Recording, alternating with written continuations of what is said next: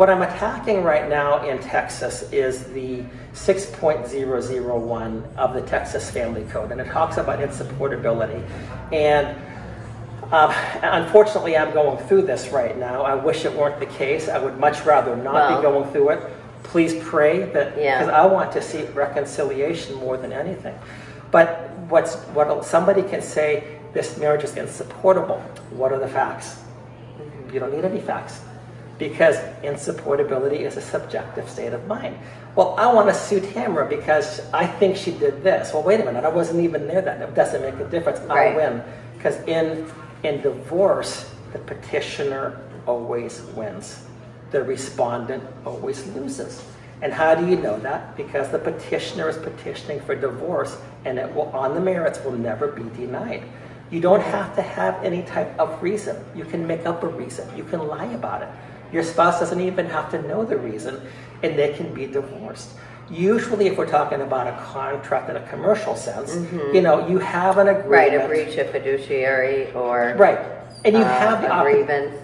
You have an opportunity to make a remedy to that, generally speaking, or there may be a mutual consent where you both say, you know what, this is going to work out, and whatever. It may be you both go your own ways. There may be damages to be paid, but the most sacred institution in our society, the institution that should be the greatest source of blessing, security, should be the greatest place for children to be reared and stuff like that, just like that. It's easier to get out of a marriage than it is to get out of a cell phone contract in a lot of instances. Yeah, I believe that. Yeah. So, but that's where what I'm doing is saying, first off, if you say insupportability, what does that mean? Is there a duty that I breached? So you are actually taking a case through the court system here in Texas to be able to address this and get legal change. Absolutely, yes, because this whole thing, and this has been something that, again, we never used to have this idea of defenseless, no-fault, insupportability divorce. People look at Ronald Reagan and they say, well, Reagan signed into law. But he was lied to. My understanding is he was lied to quite a bit about it. And the divorce industry itself, by and large, exists on lies. Yeah, I've interviewed in the past a gal who works in divorce resolution, bypassing the first, and she said attorneys will say, oh, I've seen how much your client is worth, I'm going to paper you to death in this, which means they're going to drag it out until your client is out of money, and the only thing left for you two to fight over is the attorney bill, because they now own all of your stuff. Right, absolutely, and that's something that is, again, we have private property, private liberty, liberty issues and property issues.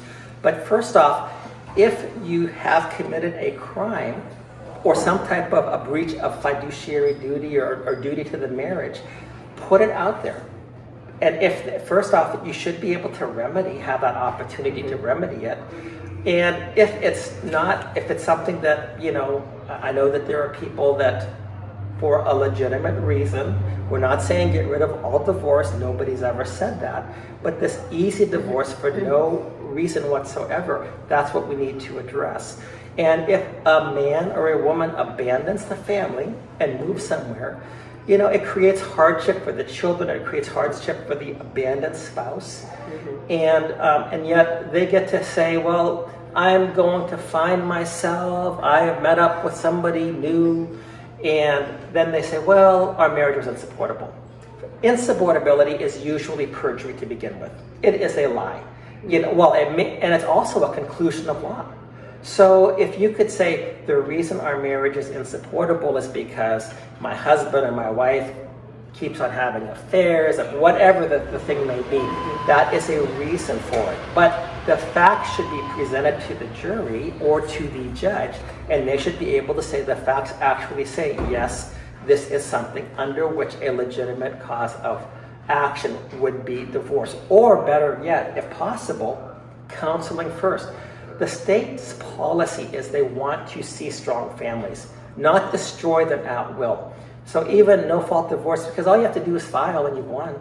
the petitioner always wins. Yeah. And then it's just like, well, how much can we get for you? Let's angle for this, angle for that, like you just said. And who wins in divorce? The attorneys. The attorney. Right. Yeah. So, but what we're trying to, in this case here, so I don't know what the cause of action is against me, insupportable. It basically, these are the magic words. And I've talked with and it's people. legalese and jargon, right? Well, to obfuscate. I can actually read it to you. So the Texas Family Code 6.001 says this: on the petition of either party to a marriage, the court may grant a divorce without regard to fault. There's no breach is necessary. If the marriage has become insupportable because of discord or conflict of personalities, so insupportable, we don't even know what that means, because of discord or conflict of personality that destroys the legitimate ends of the marital relationship. It's very interesting. We had a case back in 2001. It was called Waite versus Waite, and there was a justice that said the legitimate ends of the marital relationship can be defined in a religious viewpoint. It's ideological. It's religious in nature. Consequently, this statute was unconstitutional. There was no way you could reconcile this statute with it being constitutional. This was a justice. And what I think she did, her name was Kim Thompson Frost, and if you're watching, Justice Frost, thank you. Yeah. I don't know this for a fact, but I think she laid out the case to say, I can't really address it in this issue, but this will come up in the future. And here is why. Yes, so here it is, it's 24 years later.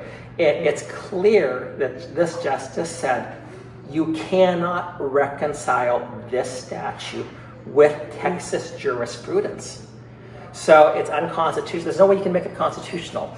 But then it also prevents any reasonable expectation of reconciliation.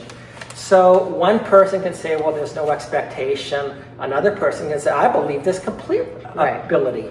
And what happens at this point then is you don't have any actions that are there, but you have one spouse's viewpoint versus another spouse's viewpoint. And the state and the judge, because of the way the laws are written, will always side, without exception, with the person who says it's irreconcilable, it's insupportable. So this becomes viewpoint discrimination. What they're doing, and it becomes, it actually becomes a free speech issue in a way too, so that I'm being punished in a sense because my viewpoint, my speech, and they're intimately related to each other, says, no, I don't agree with that. Well, that's not what the state's viewpoint is. The state says, if whoever says it's irreconcilable wins, that's the petitioner. And this is destructive to our family. Again, it's so bad. This is Leninist and Marxist and Keynesian in its approach. It has nothing to do with law in a sense. We know that Marxism, Gramsci, Kinsey, they've tried to change the laws gradually to get us away from being a state ruled by law. We're not saying get rid of divorce. Divorce is tragic, but it may be necessary. It may be a remedy. Right. But however, barriers to making it so easy would result in more marriages working it out and staying together. And I'm glad you said that, because you know what? One of the individuals who said that, Hillary Clinton. Really? Hillary Clinton said that we ought to make it. No wonder Bill didn't divorce her. Well, no, but we ought to make it a little bit harder. Death threats probably were a barrier. Yeah. I really don't know what she. I know. Off the cuff remark about Hillary. No, it was a bad joke. I know, but I mean, look, she went through a lot, and you could say she had grounds because of. Oh, I was going to feel sorry for Bill Clinton. Well, you know what? I'm not going to get into that one way or another. Let's leave the Clintons out of it. But just to say that the idea is that yes, the state's public policy should be to say we should be protecting the institution of marriage, not destroying it